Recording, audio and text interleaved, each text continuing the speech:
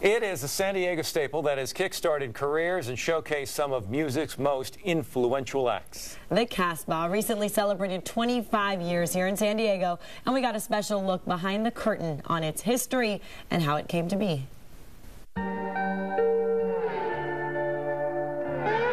This is the staple. There's just been nothing like it in San Diego. To be exposed to the San Diego bands that were, there was nothing like it. Back in those days, it was just, every chance I got, I would go down there. This is the place. This is where new bands get broken.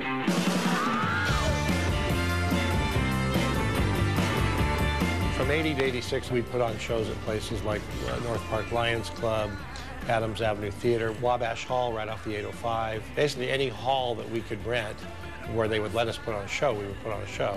In 86, me and two friends decided to try and open a bar, and the first bar we approached was the Pink Panther. Pink Panther did really, really well. A couple years later, the first Casbah location, somebody got a hold of us and said it was for sale. So we went and looked at it, and we're like, okay, let's buy this. And at the time, there was a promoter in town, Harlan Schiffman, and he did a lot of shows over at Spirit Club in the mid-'80s, and bands didn't like playing at the Spirit Club, so he started booking shows at Casbah.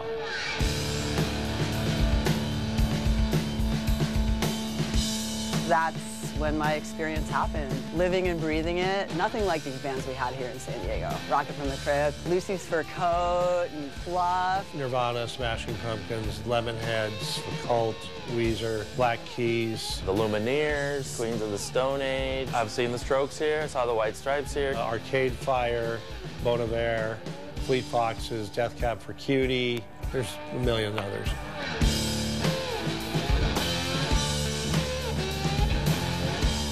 Tim Mays was playing pool against Eddie Vedder, and the bet was that if Tim won the pool game, he would get all of Eddie Vedder's royalties for like the next 10 years, and if he lost the pool thing, Eddie Vedder would get the club for like 10 years. Luckily, Eddie's never come in and collected on it.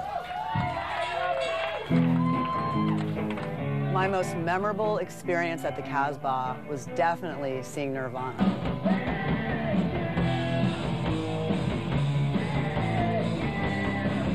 Kurt was a madman. He was crazy, he had his guitar, he was getting crowd surfed all over the place. It was a scene.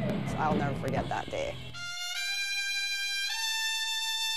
Another show which was pretty crazy, a band called the Extra Action Marching Band. Basically, it was a marching band, but kind of in the sense maybe a little bit more psychedelic, alternative, whatever. This was a 25-piece band that had drummers, horn players, baton twirlers, majorettes, guys with flags. And so they don't just play on stage, they're taking over the whole place and moving around, and it's very interactive, basically.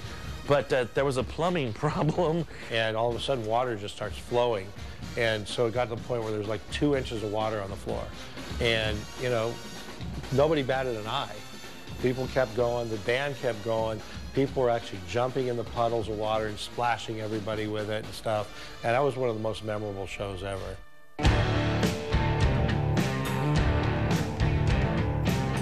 There was no place to kind of nurture the baby bands before they became huge. White Stripes, Nirvana, Arcade Fire.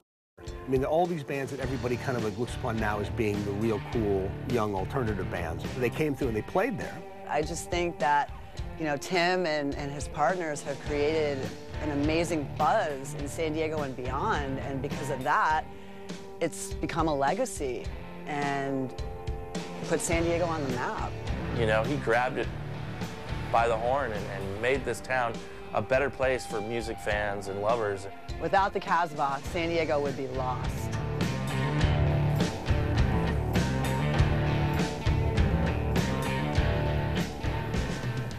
And the multi-talented Nathan Marker, who does stuff for the morning show, producer for the morning show, put that together, and nice job, Nathan. Great story. We got to go to the Casbah now. Yeah, exactly. Something to do. What memories there, wow. Now we're going to say goodbye to the sunshine. Meteorologist Sabrina Fine joining us. Hey, what's going on? Yeah, you know that song? How does it go? Like, we got the beat. Keep the dancing going because we got the beat. Tomorrow, tomorrow. From Annie? We're You not talking going about, to sing. you talking about the song from Annie, really? Yeah. How did we go from the Casbah to that? I'm singing Because a the song, sun and will the come sun out? won't come out Oh, I see. tomorrow. Gotcha. Okay. You get it? Gotcha, I gotcha. know. You know what, though? We need a heavy metal version of The Sun Will Come Out Tomorrow. It's okay, because I'm always late to get your joke, so finally it's all right if you're late to get one of mine.